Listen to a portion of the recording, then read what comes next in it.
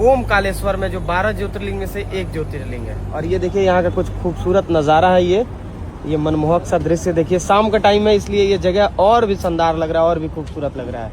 और ये देखिए ये नर्मदा नदी है, कितना साफ पानी है इस नदी का। बहुत पवित्र नदी है, लोग इसे माँ का उपमा दिए हैं, माँ कहते हैं, माँ नर्मदा। और ये देखिए इधर भैया क्या कह रहे हैं, कैसा लग रहा है? अब इनसे कुछ सवाल पूछ लीजिए। और इधर एक प्रतिमा है जिस इनके बारे में थोड़ा हम लोग जानना चाह रहे थे।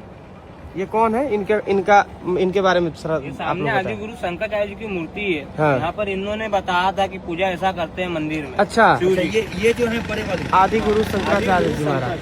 अच्छा, वाह। और सामने ओंकार मठ है, जो यहाँ से पैदल परिक्रमा पूरी है, जो पर्वत परिक्रमा बना हुआ है, यहाँ से पैदल परिक्रमा। अच्छा, पैदल भी पूरा परिक्रमा होता है पूरा पर्वत का। और ये देखिए कितने नदी का संगम है, मेल है? 3 नदियों का है, नर्मदा नदी, कावेरी नदी, तावा नदी। तावा नदी, तावा नदी, तावा जो तावा गुप्तम नदी। है, गुप्तम है नदी।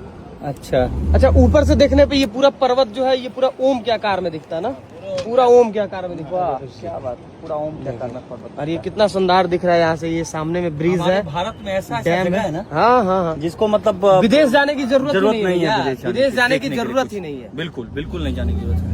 अच्छा, ऋषिकेश आप गए हैं? हाँ, लग रहा है ना कि हम अभी लगता है ऋषिकेश हर की पौड़ी में है। क्या नाम है? लक्ष्मण झूला। लक्ष्मण झूला, राम झूला, लक्ष्मण झूला। क्या कह रही है भाभी? बोले ये ओम दिखेगा कैसे? कहाँ? ऊपर से ड्रोन से, ऊपर से दिखेगा। ड्रोन से कैसे दिखेगा? ऊपर जाना पड़ेगा उसके लिए, हेलीकॉप्टर से। हेलीकॉप्टर मंगवाया जाए। ऊपर जाने पे ये पूरा पर्वत ओम के आकार में दिखेगा। देखिए बहुत खूबसूरत जगह है ये।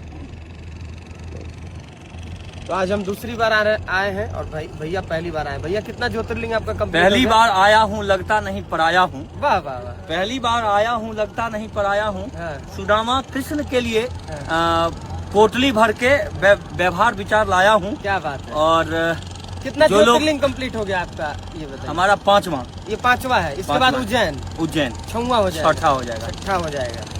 और अभी तो हम देवघर और बनारस, काशी विश्वनाथ और यहाँ उज्जैन, हम लोग का 6ठा। ये 5वां है ना? ये 5वां। देवघर, उसके बाद केदारनाथ, बद्रीनाथ, बनारस 4, उसके बाद ये ओमकालेश्वर 5 और 6ठा उज्जैन 6ठा हो जाएगा।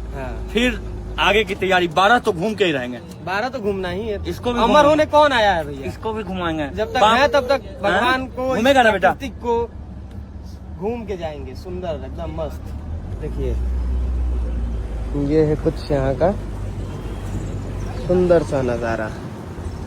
तो ये है इस जगह, कभी भी उज्जैन आइए तो इस जगह को घूमते हुए जाइए। और ये देखिए ये है मंदिर शिव जी का, इसी में सरकार बैठे हुए। और यहाँ देखिए श्री लिखा हुआ है, श्री ओमकालेश्वर ज्योतिर्लिंग। ये देखिए, और इसी में सरकार बैठे हुए हैं भैया। देखिए सरकार जो हम लोगों के हैं इसमें बैठे, इसी में विराजमान है सरकार। हाँ, और ये जाने का रास्ता है। ये देखिए भैया, सुनिए ना, ये स्वर्ग का द्वार है, ये स्वर्ग का रास्ता है। ये हाँ, ये रास्ता जो है ये स्वर्ग की ओर जाता है। देखिए ये स्वर्ग का रास्ता आप लोग नहीं देखे होंगे, लेकिन आज देख लीजिए। इधर से स्टार्ट होता है, इधर से एंट्री गेट है। हाँ, और फिर इधर से चढ़ते हुए इधर सीधे ये स्वर्ग में पहुंच जाते हैं लोग। आप लोग कभी भी उज्जैन आइए तो इस जगह ये सब नाव थोड़ा अलग है बहुत, और मजा आ रहा है, अच्छा लग रहा है। आप लोग बताइए कि ये सुंदर सा नज़ारा कैसा लगा?